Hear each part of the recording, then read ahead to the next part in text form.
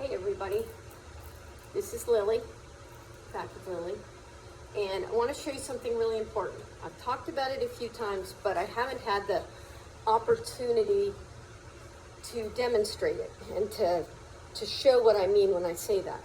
So I'm going to do her clipper work for a show this weekend, and before I do, you see how there's a lot of this hard coat that's grown into the area or over the area that we're going to clipper it or use the thinning shears. And when I first started out, I thought I just cut that away. But what I realized is that softens the coat and it makes the soft stuff, from where we clipper start to get farther and farther to the side. And it starts affecting the view from this side. And especially if you're campaigning a dog, maybe for owner handler, or you got one out for a while as a special, or it's taking you some time to finish somebody, or you're trying to hold it for specialties, you name it. Anyway, the best thing you can do to prolong things, I'm going to put a little ear powder in this to make it grippier. And before I do any clipper work back here, before I do any work with the thinners, I'm going to do some stripping. Now, how much you do kind of depends on the experience of your dog, how hard the coat is. This is not an area you're trying to be perfect. This is just an area that you want to make sure there's always hard coat coming in, even if you're clippering or scissoring that area during your finishing touches. If the dog's really used to it, and the dog has a really easy to pull coat, you can pull a little more, but you don't have to. Even if all you get is just a few hairs all the way up, that's better than nothing. And that's where you start making headway on a rotating coat for this area to start to just get really tight. And it just grows out with short hair along this line, and it's really easy to keep up and keep it looking nice. Just like we had to finger pluck the head for a while before we could get a nice head, it's a little like that with lightly plucking the pants before you do the clipper work. Now you can see how much I've already opened this up. None of that needed to be thin. Pulling it was fine. Now, one of the things that I want to mention is that the only time I strip this, only time I cut or strip this area is when I'm getting ready for show, on a show dog. If it's a pet, you don't need to spend the extra time and effort for yourself or for the dog to be that exacting. But for showing,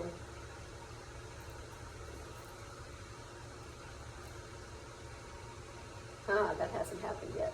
I lost my train of thought on the video, but I'm not going to re-record the video. I'm just going to keep going. So then when I'm going to do the clipper work, I'm going to be using the right blade, and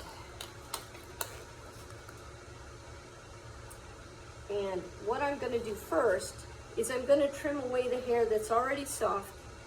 There's a line here where some hair goes this way, some hair goes this way, and I make the first cut pretty much right on that line, unless I have a reason to not. As you get to know a dog's conformation, just like on the neck, you might make some choices about where the line goes exactly in order to create a little more of an effect of some kind, like helping your dog look a little wider in the back, or helping your dog look not so wide in the back, or whatever the thing you're trying to adjust for is. Going to be really careful on the clipper work here. And on the tail. And I stripped the sides of the tail really good already, so that just like for down here, so that it doesn't get soft starting to creep up the sides of the tail. Okay, I remembered what I was going to say before. Good. So, the only time I mess with this hair is when I'm prepping for show. And same thing on the throat. Now, sometimes people just tighten this up with the thinning shears to make it look good at home. But if you're still showing your dog or you're trying to campaign your dog, like I said, you want this to last. And so what you need to do is let it grow out and be kind of,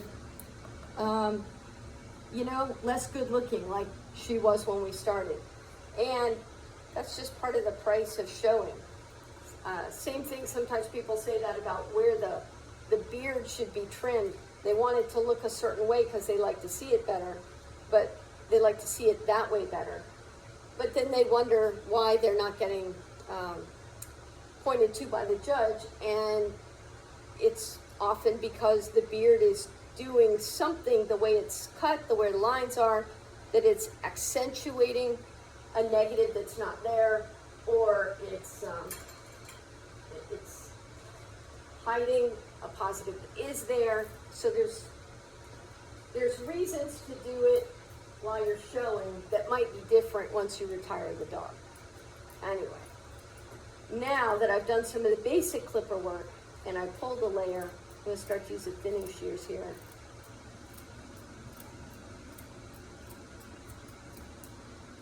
To tidy this line up a little bit. Helps me know where I need to go back with the clippers. Maybe gives me a chance to pull a little bit more hair again.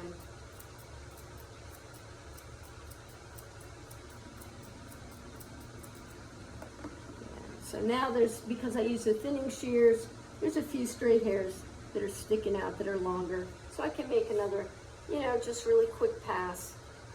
Pull a little bit more hair. Okay. Now she's got a nice hard coat and it's wrapping around a lot. So I can see from this side here that I'm looking this way. I don't want to cut in too much right in this area because it's going to make the thigh look a little thin. So with that in mind, I'm going to be more conservative about where I put this line right here and how flush. Normally I make this area pretty flush, but you got to look at it from the other side too before you commit yourself too far on what your trimming is.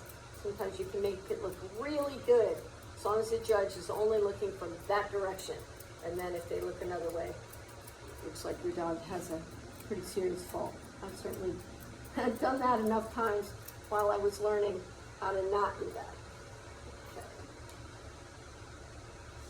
Now, I want the tail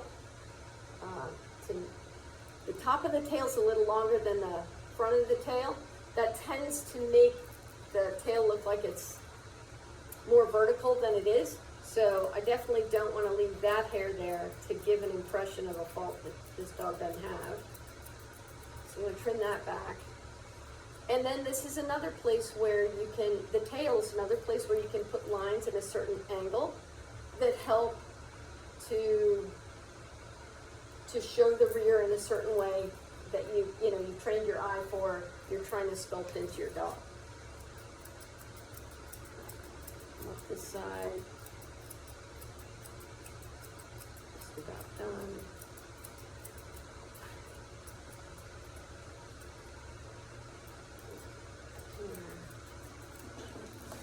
Okay, so I'm pretty happy with where the clipper line was here.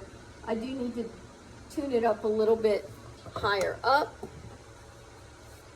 and that will help me to know if I need to go wider. Now, dogs can be pretty touchy back in this area, and she acts like she might be starting to come into season a little bit, so I'm going to make sure to have a pretty firm grip and stretch the skin, and then she won't twitch as much. She's still going to twitch, but if you're ready for it and you can find some ways to help make it less, then you don't need to be as concerned about having an accident with the clippers. So holding the tail and pulling the skin up just a little is another way to help them be a little less touchy. Of course, then they have to I've learned that having the tail helps okay too. Stretch the skin.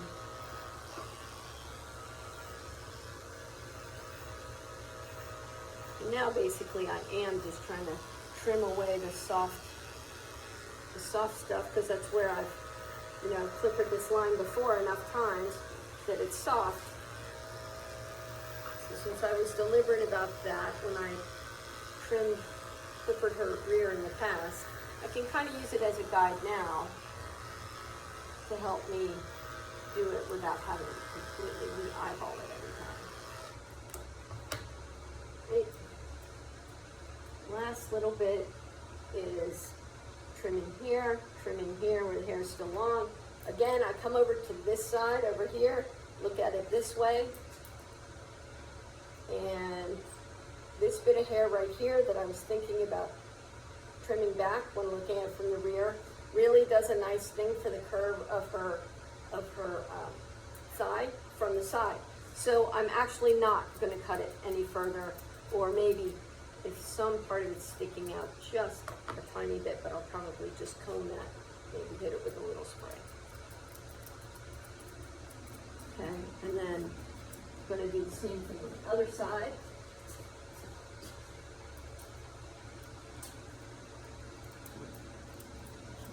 On one side, because I'm right-handed, I tend to go up on one side and down on the other side. That's just whatever works for you.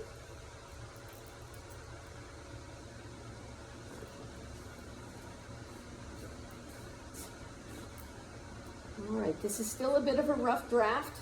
It was in a pretty rough shape when I started. So I'm gonna leave it at this, and then tomorrow, after she sleeps on it, it'll have time to get a more natural state, and that'll let me know if I need to use the thinners to blend again. I don't have my regular thinning shears here at the grooming shop actually, because they're at the show site. So I'm using a little bit of a coarser thinner here, so I'm not getting quite as nice tight finish as I would like, but we'll have plenty of time over this week to tighten that up more. But that's how you put a rear on a dog, on a Schnauzer, a standard Schnauzer.